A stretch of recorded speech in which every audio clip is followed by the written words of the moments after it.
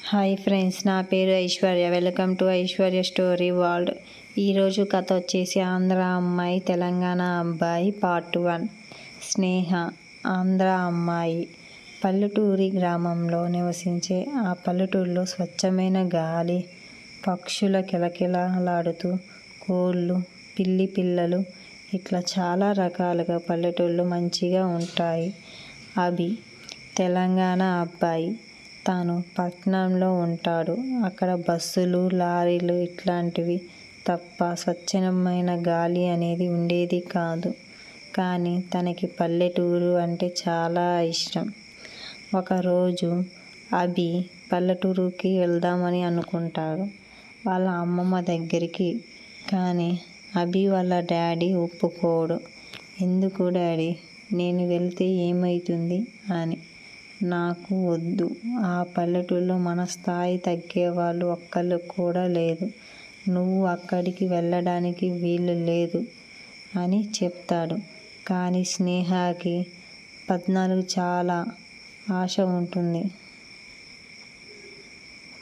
తను చిన్నప్పటి నుంచి పల్లెటూరులో పెరగడం వల్ల పట్నంలో ఎలా ఉంటుందో తనకి తెలీదు.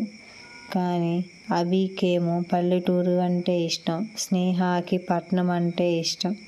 వాళ్ళ ఇద్దరు మనసులో చాలా బాధపడుకుంటారు. ఎట్లా నేను పట్నం చూడాలి అని స్నేహ అనుకుంటుంది. అభి ఏమో నేను ఎట్లా వెళ్ళాలి పల్లెటూరికి అని ఆ ఇద్దరు ఇట్లా మనసులో ఒకరికి ఒకరు అనుకుంటారు. కానీ ఇద్దరు బావమరదలు, ఒకరి కోసం ఒకరు పుట్టినోళ్ళు. నేను ఎట్లా వెళ్ళాలి అని ఒకరు అనుకుంటారు. వాళ్ళిద్దరు కలవడం కోసం ఇద్దరు మనసులో ఒకరికి ఒకరు ప్రయత్నం చేసుకుంటారు. స్నేహ, నా బావ నేను ఎట్లా కలవాలి, నాకు అర్థం కావటం లేదు. నేను పట్నం వెళ్ళాలి. ఇప్పుడు సమ్మర్ కదా, అక్కడ నాకు హాలిడేస్ వచ్చాయి. మా బావని, మా అత్తయ్యని చూడాలి పోయి. ఏం చెయ్యాలి? మా మామయ్య ఇక్కడ పల్లెటూరికి పంపించారు అని అంటాడు. నేను మా బావ కోసం పట్నానికి వెళ్ళాలి అని అనుకుంటుంది. అక్కడ తన మరదల కోసం అభి ఎదురు చూస్తూ ఉంటాడు. నేను గ్రామానికి వస్తున్నాను అని. నేను గ్రామానికి వెళ్ళాలి. తను అక్కడ నా కోసం ఎదురు చూస్తూ ఉంటుంది. నేను ఎట్లాగైనా సరే గ్రామానికి చేరి వెళ్ళిపోతా. మా డాడీని నేను ఎట్లా ఒప్పించాలో నాకు బాగా తెలుసు అని అనుకుంటాడు. పాపం మనసులో చాలా బాధపడతాడు. మా డాడీ ఒప్పుకోకపోతే నేను ఏం చెయ్యాలి అని. కానీ చివరికి వాళ్ళ డాడీని ఒప్పిస్తాడు. నేను ఒక 2 రోజులే ఉండి వస్తా డాడీ, ప్లీజ్. నాకు అక్కడ బోర్ కొట్టదు, ఇక్కడ బోర్ కొడుతుంది. నేను అమ్మమ్మ వాళ్ళ ఇంటికి వెళ్ళిపోతా. ప్లీజ్ డాడీ, ప్లీజ్ అని చాలాసేపు బతిలాడతాడు. చివరికి వాళ్ళ డాడీ ఒప్పుకుంటాడు. నీకు 2 రోజులు టైం ఇస్తున్నా. నువ్వు గ్రామానికి వెళ్ళి 2 రోజుల్లో తిరిగి రావాలి అని అడుగుతాడు. అభి తర్వాత నా మరదలకి ఫోన్ చేసి చెప్తా నేను వస్తున్నా అని, స్నేహ కోసం అని అంటాడు. అప్పుడు స్నేహ, నేను మనసులో అనుకున్నట్టే అభి నా కోసం వస్తున్నాడు. నేను పట్నం వెళ్ళేలోపు వెళ్ళకూడదు అనుకుంటున్నా. కానీ చివరికి నేను పట్నం ఎప్పటికైనా చూడాలి అని అనుకుని మనసులో వదిలేసుకుంటుంది. అలా ఆలోచిస్తుంది. కానీ ఏం చేయాలో అర్థం కాక అభి కోసం ఎదురు చూస్తూ ఉంటుంది. ఈలోపు లానే వచ్చింది. అభి వస్తున్నాడు అని చాలా సంతోషంగా ఉంది. వాళ్ళ స్నేహితులకు అక్కడి పచ్చని పొలాలకు చెబుతూ ఉంటుంది. అభి తన ఉన్న గ్రామంలోకి వస్తాడు. వాళ్ళిద్దరు సంతోషంగా ఒకరికి ఒకరు కళ్ళల్లోకి చూసుకుంటారు. నేను నా మాట చెప్తాను, ఐ లవ్ యూ అని. కానీ ఎలా రిసీవ్ చేసుకుంటుందో అర్థం కాదు అని మనసులో తనకి తానే అనుకుంటారు. కళ్ళల్లోకి చూసి ఇద్దరు సంతోషంగా ఉంది అని అనుకుంటారు. అక్కడ ఇద్దరు చూసుకొని మంచిగా హగ్ చేసుకొని తర్వాత అమ్మమ్మ వాళ్ళ ఇంటికి బయలుదేరతారు. అమ్మమ్మ మనవడి కోసం ఎదురు చూస్తూ ఉంటుంది. నాయనమ్మ బావ వచ్చాడు, నాయనమ్మ బావ వచ్చాడు అని గట్టిగా అరుస్తూ ఇంటి దగ్గరికి తీసుకొని వెళ్తాడు. అప్పుడు నాయనమ్మ బయటికి వచ్చి నా మనవడు వచ్చినాడా అని తను చాలా రోజులైంది నాన్న నిన్ను చూసి అని చాలా సంతోషంగా పడుతుంది. నా మనవడు వచ్చిండు, నా బాధలన్నీ పోయాయి అని సంతోషంగా ఉంటుంది. మనవన్ని లోపలికి రా నా కొండ గుమ్మం బయట నుంచి దిష్టి తీస్తుంది.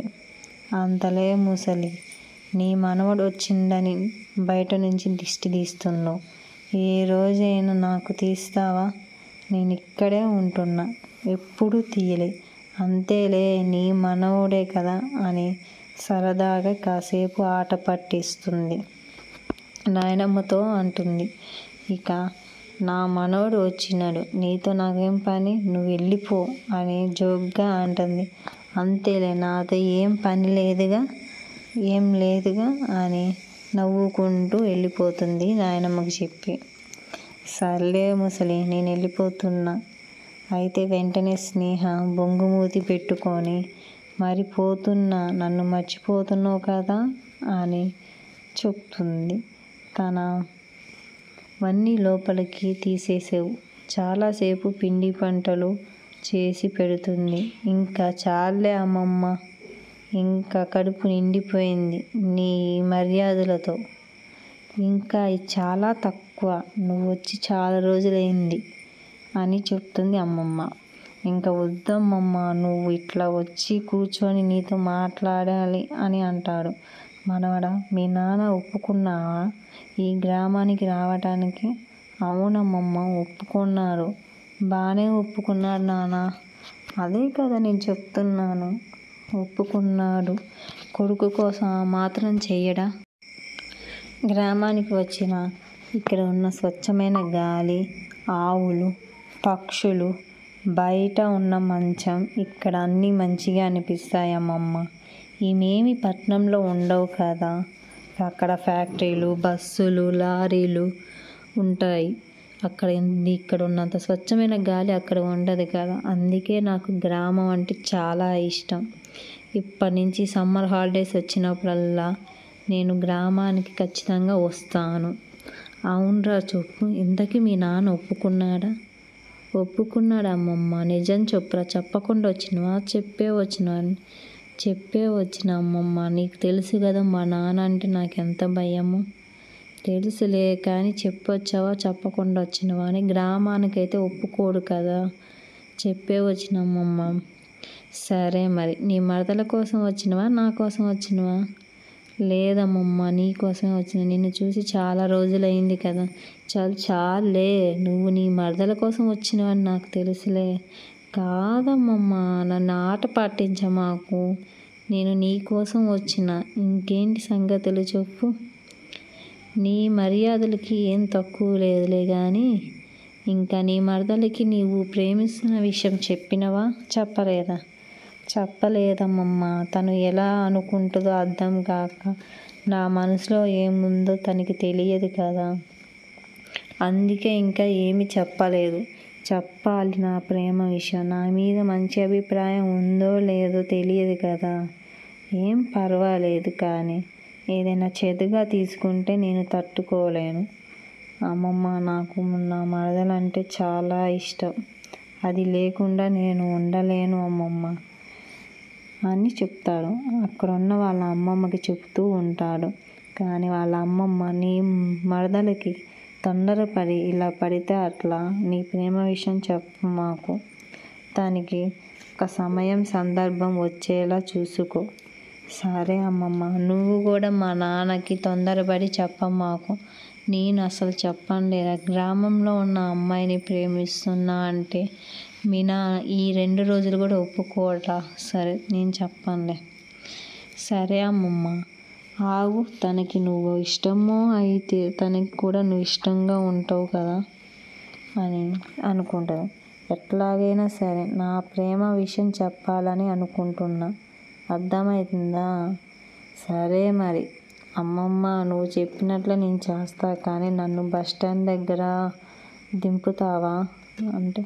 ఎందుకురా, నన్ను హగ్ చేసుకుంది అక్కడే. మరి తన జ్ఞాపకాలు గుర్తొస్తున్నాయి. అందుకే బస్ స్టాండ్ దగ్గరికి వెళుతా. అదే కదరా ప్రేమ అంటే, నీకు అర్థం కావటం లేదు అని అంటుంది. తనని బావగా అభిమానంతో హగ్ చేసుకుందేమో అని చెప్పొచ్చు కదా. అందుకే తొందరపడి నీ ప్రేమ విషయం చెప్పమాకు. తన మనసులో ఏముందో అర్థమవుతుంది. సరే మరి అమ్మమ్మ, నేను ఆగుతా.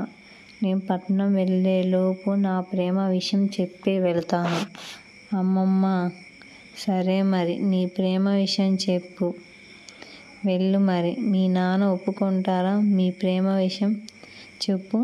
నువ్వు ఎట్లాగైనా ఒక ఉపయోగం చేసి మీ నాన్నని చూస్తే నాకు భయం వేస్తుంది. నేనెట్లా ఒప్పించాలా చెప్పు నాయనా. ప్లీజ్ అమ్మమ్మ, నువ్వే ఒప్పించు. ఏదో ఒక ప్రయత్నం చేద్దాంలే. నువ్వు ఫీల్ కామాకు. నువ్వు ఫీల్ అవుతే నేను తట్టుకోలేను. నేను ఫీల్ అయినా నా వల్ల కాదు. నాకు అలాంటి చెప్పమాకు అంటే, ప్లీజ్ అమ్మమ్మ చెప్పు అని బతిమాలుతాడు. నాకు మీ నాన్న అంటే భయం. నువ్వే పోయి చెప్పుకో. నాకు మరదలంటే ఇష్టం అని. మీ నాన్న ఖచ్చితంగా ఒప్పుకుంటాడు. ఏమో అమ్మమ్మ, నాకు భయం వేస్తుంది. దాన్ని ఫస్ట్ టైం నా మరదలకి చెప్పాలి. నువ్వంటే నాకు ఇష్టమని, నువ్వు లేకపోతే నేను ఉండలేనని ఖచ్చితంగా చెప్పాలి. చెప్తే స్నేహ ఏమనుకుంటుందో ఏమో అని మనసులో చాలా ఆందోళనగా ఉంటాడు. కానీ అభి దాన్ని నెక్స్ట్ నా మరదల బర్త్డే రోజు ఒక సర్ప్రైజ్ ఇస్తా అని వాళ్ళ అమ్మమ్మకి చెప్తాడు. అలాగే మనవడు. ఇంతకేం సర్ప్రైజ్ రా? అది సర్ప్రైజ్ అమ్మమ్మ, సర్ప్రైజ్. సర్ప్రైజేరా? ఏం సర్ప్రైజ్ అని సర్ప్రైజ్ అని అంటాడు. ఇలాంటి మరిన్ని వీడియోలు కావాలంటే మన ఛానల్ని సబ్స్క్రైబ్ చేసుకోండి ఫ్రెండ్స్.